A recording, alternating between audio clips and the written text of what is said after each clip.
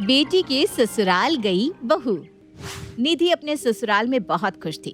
वो सुबह सुबह तैयार होकर खुद से बात करती है।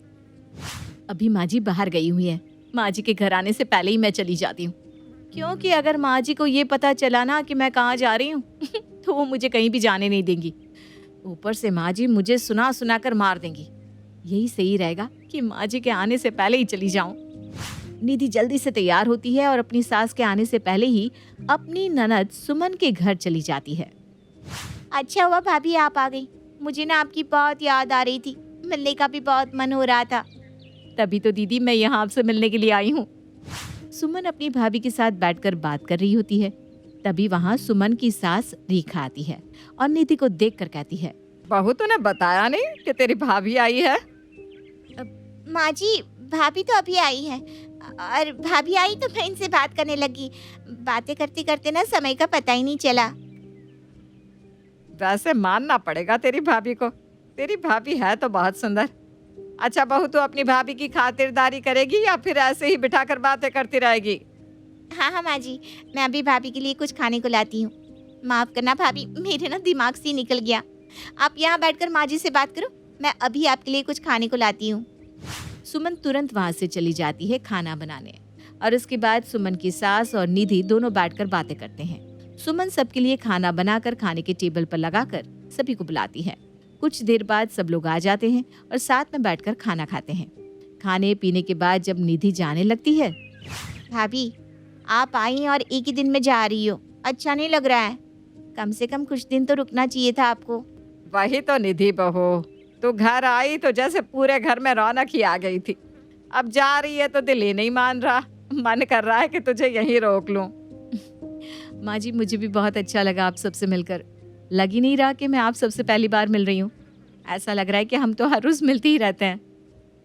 ये बात तो तूने बिल्कुल सही कही बहू। वैसे नई बहू तो कहीं आती जाती है नहीं, लेकिन तूने यहाँ आकर बहुत अच्छा किया। सुमन को भी काफी दिनों से बहुत अकेला महसूस हो रहा था। अब सुमन को भी अच्छा लग रहा होगा, क्यों बहू? हाँ माँ जी। वैसे भाभी अब कब आना होगा यहाँ पर?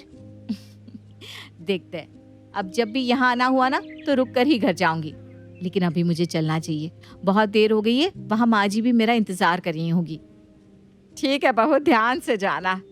सबसे मिलने के बाद निधि वापस अपने ससुराल चली जाती है, जहाँ निधि की सास रमा उसका इंतजार कर रही थी। वो जैसे ही घर में कदम रखती है, रमा बौखलाते हुए कहती है, बहू तू क्या भूल गई है कि अब तेरी शादी हो गई है? तो अब कोई कमारी नहीं है जो कहीं भी घूमती रहेगी। तेरी शादी को अभी एक ही महीना हुआ है और तू इस तरह हर जगह घूम रही है। वैसे जरा बताएगी तू गई थी कहाँ, वो भी मुझे बिना बताए? माँ जी वो मैं ना सुमन दीदी के घर गई थी उनसे मिलने। मेरा उनसे मिलने का बहुत मन कर रहा था ना, इसलिए। क्या तू मेरी बेटी के ससुराल चली गई, वो भी मुझे बिना कुछ बताए? अरे तेरी शादी को अभी महीना भर हुआ है और तू यहाँ वहाँ घूमने लग गई। तू जानती नहीं क्या कि नई बहू को कम से कम 1.25 महीने कहीं नहीं जाना होता है? माँ जी मैं कोई यहाँ वहाँ तो घूम नहीं रही थी, मैं तो बस अपने ननद के ससुराल ही गई थी। तू तो मेरी बेटी के ससुराल चली गई, लेकिन तूने ये नहीं सोचा कि तेरे वहाँ जाने से वहाँ पर सब लोग क्या सोच रहे होंगे। मेरी बेटी को न जाने क्या क्या सुनना पड़ रहा होगा, और न जाने लोग कैसी बातें बना रहे होंगे कि अभी बहू को महीना भर हुआ नहीं और वो इधर उधर घूमने लगी। अरे कटवा दी तूने मेरी नाक। माँ जी आप ना कुछ ज्यादा ही सोच रही हो। मैं वहाँ गई थी जरूर, लेकिन वहाँ जाने से सबको अच्छा ही लगा। यहाँ तक कि सुमन दीदी की सास ने तो मेरी तारीफ भी बहुत की। मुंह पर तो हर कोई तारीफ ही करता है बहू, कोई किसी की मुंह पर बुराई थोड़ी ना करेगा। लेकिन तेरी पीठ पीछे ताने तो मेरी बेटी को ही सुनने पड़ रहे होंगे ना। बेचारी मेरी बेटी। माँ जी मैं आपकी बेटी के लिए ही तो उनके घर गई थी। बहू तो अब अपनी गलती को ऐसे बातें बनाकर ढक मत। मुझे तो ये समझ में नहीं आ रहा कि तुझे मेरी बेटी के ससुराल जाने की जरूरत क्या पड़ गई।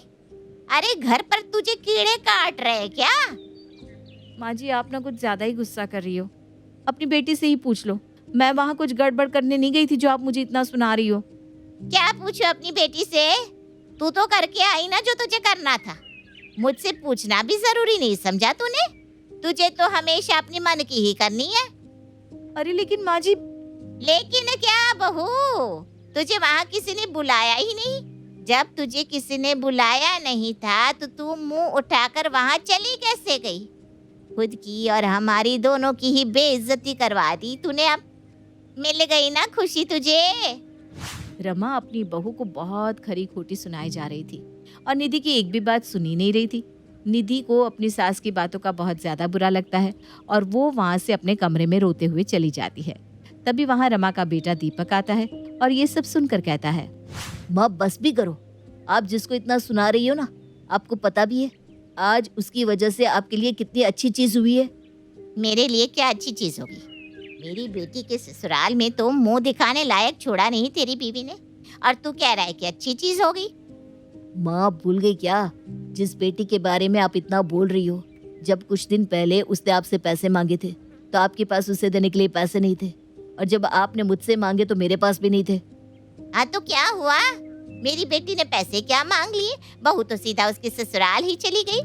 अरे उसकी ससुराल जाकर बहू ये जताना चाह रही थी क्या कि उसने पैसे मांगकर कितनी बड़ी गलती की है? यही तो कह रहा हूँ माँ, मैं निधि कोई अपनी मर्जी से नहीं गई थी और ना ही वो किसी को ये जताने गई थी कि सुमन ने पैसे मांगकर गलती की है, बल्कि निधि आपकी बेटी के ससुराल उसकी मदद के लिए गई थी। निधि के पास पैसे थे तो वो खुद गई थी सुमन को पैसे देने। तू झूठ बोल रहा है। तू बस अपनी बीवी को बचाना चाहता है, इसीलिए ये सब मनगढ़ंत कहानी बना रहा है। पर मुझे इन सब पर विश्वास नहीं है, समझा तू? माँ मुझे आपसे झूठ बोलकर कुछ नहीं मिलने वाला। मैं आपसे सच बोल रहा हूँ, वो सच जो मुझे निधि ने बताने से मना किया था। लेकिन आपकी ये हरकतें देखकर मुझसे अब और चुप नहीं रहा गया। लेकिन सच जानने के बाद भी आपको झूठ लग रहा है। ऐसा करो, आप खुद अपनी बेटी या बेटी के ससुराल वालों से पूछ लो। सारी बात पता चलने के बाद रमा को अपनी गलती का एहसास होता है और उसे अपने किए पर काफी पछतावा भी होता है। वो निधि से माफी मांगने के लिए उसके कमरे में जाती है जहाँ निधि रो रही थी। ये देखकर रमा कहती है, बहू सच में तू बहुत ही ज्यादा अच्छी है। तू इस घर के बारे में कितना कुछ सोचती है, हमेशा घर का भला चाहती है, लेकिन मैंने आज तुझे इतना कुछ सुनाकर बहुत गलत किया। मुझे माफ कर दे बहू। नहीं माँ जी, आपने कुछ गलत नहीं किया और मुझसे माफी मांगकर मुझे शर्मिंदा मत कीजिए। वैसे मैं वहाँ सिर्फ ननद जी की मदद के लिए गई थी, लेकिन आपने तो मुझे ऐसे सुनाया जैसे मैं वहाँ ननद जी का घर तोड़ने गई थी। बहू मैं बस इसलिए गुस्सा हो गई क्योंकि बेटी के ससुराल से कोई बुलावा नहीं आया था, और ऐसे किसी के भी घर बिन बुलाए जाना अच्छा नहीं लगता। ऊपर से तेरी नई नई शादी हुई है, वहाँ पर सब लोग तेरे बारे में क्या सोच रहे होंगे क्या नहीं, बस यही सोच के मैं भड़क गई थी। माँ जी, अब भी आपको यही दिख रहा है कि मैं आपकी बेटी के ससुराल में बिन बुलाए चली गई? सच में मेरी ही गलती है, मुझे नहीं जाना चाहिए था। खैर कोई बात नहीं। निधि को अपनी सास की बातों का बुरा तो लगता है पर वो कुछ नहीं कहती। उसी शाम सुमन अपनी सास के साथ निधि के घर आती है और आते ही निधि को गले लगा लेती है। थैंक यू भाभी, सच में आपकी वजह से मेरी बहुत मदद होगी। आप नहीं होती तो न जाने क्या होता मेरा। ननद जी आप यहाँ कैसे? और माँ जी आप भी इनके साथ यहाँ कैसे? हमने तो बुलाया नहीं आप लोगों को।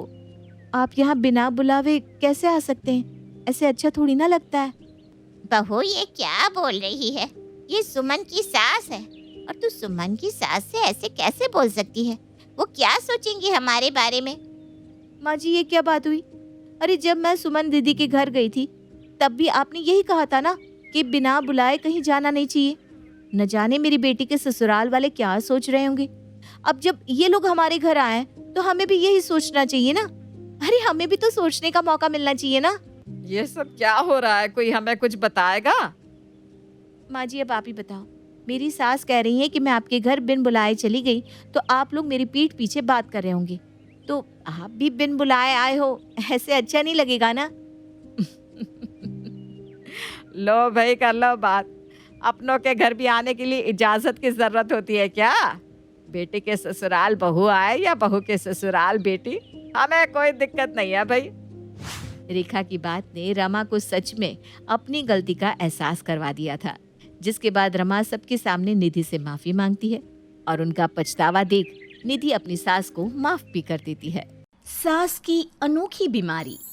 आरती की अभी नई नई शादी हुई थी और वो बहुत खुश थी क्योंकि उसे बिल्कुल वैसी ही सास मिली थी जैसा वो चाहती थी। पर ये क्या, शादी के अगले दिन ही उसकी सास सोना उसके कमरे में आकर उस पर बरसने लगती है। करम जली कहीं के, सुबह के 10 बज गए हैं और तू अभी तक आराम से घोड़े बेच कर सो रही है। तेरे माँ बाप ने तुझे कुछ सिखाया नहीं क्या? अपनी सास की ऊंची आवाज सुनकर बेचारी आरती डरती हुई उठ जाती है और अपनी सास का रौद्र रूप देखकर उसके पैरों तले जमीन खिसक जाती है। शादी से पहले माँ जी कितनी अच्छी थी, शादी होते ही माँ जी को क्या हो गया? ये अपना रौद्र रूप मुझे इतनी जल्दी क्यों दिखा रही हैं? सही कहते हैं सब, सास सिर्फ दिखने में अच्छी होती है, हकीकत में नहीं। सोना अपनी बहू को खरी खोटी सुना ही रही होती है कि तभी वहाँ उसका बेटा पवन आ जाता है। माँ शांत हो जाओ, हमारी कल ही शादी हुई है। बेचारी आरती बहुत थक गई थी और इसकी तबीयत भी ठीक नहीं है, इसलिए सो रही थी। मैंने ही कहा था आरती को आराम करने के लिए। मैंने सोचा था बहू के आने के बाद घर के काम बहू करेगी, पर यहाँ तो शादी के बाद भी मुझे ही घर के सारे काम करने पड़ रहे हैं। शादी के बाद तो मेरा बेटा भी जोरू का गुलाम हो गया। मेरा तो करम ही फूट गए ऐसी बहू पाकर। हे भगवान, अब मैं क्या करूं? इस तरह से सोना वहाँ से अलग अलग रंग दिखाती हुई चली जाती है। तो वहीं आरती भी फटाफट उठकर तैयार होने लगती है। तभी पवन आरती से कहता है, आरती तुम डरो मत, तुम्हें बहुत जल्द इसकी आदत हो जाएगी। किस चीज़ की आदत पवन जी? वो दरअसल ना मेरी माँ को एक अनोखी बीमारी है, टाइप्स ऑफ सासू माँ बनने की। कभी माँ अच्छी सास बन जाती है तो कभी खड़ूस, कभी पुलिस सास तो कभी डॉक्टर भी बन जाती है। और आज माँ ने ना खड़ूस सास का रोल लिया है, इसलिए वो आज पूरा दिन तुम्हें परेशान करेगी। तुम ना अपना थोड़ा ख्याल रखना। अपनी सास की अनोखी बीमारी के बारे में जानने के बाद अब आरती भी खुद को उस माहौल में ढालने की कोशिश करती है। समय के साथ सोना भी कभी गूंगी सास बनती तो कभी बड़बोली सास। पर सोना आज क्या बनी है? आइए देखते हैं। माँ जी, खाने में क्या बनेगा जल्दी से बता दीजिए, पवन जी को ऑफिस जाने में लेट हो रहा है। आरती बार बार सोना को आवाज़ देती है, पर सोना आरती की किसी भी बात का कोई जवाब नहीं देती और चुपचाप से न्यूज़पेपर पढ़ती है। ये माँ जी को क्या हो गया, मेरी बात का कोई जवाब क्यों नहीं दे रही? आज कौन सी बीमारी लगी है इनको?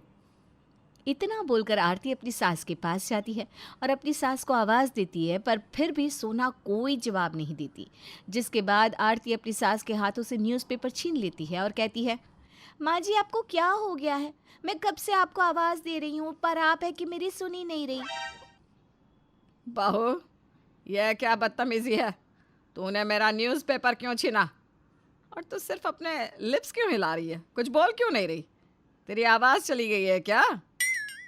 अब आरती समझ जाती है कि आज उसकी सास बहरी सास बनी है, इसलिए आरती आज अपनी सास से कोई बात नहीं करती। अब इसी तरह से आए दिन सोना कुछ न कुछ बनती और एक दिन फिर सोना पुलिस वाली बन जाती है।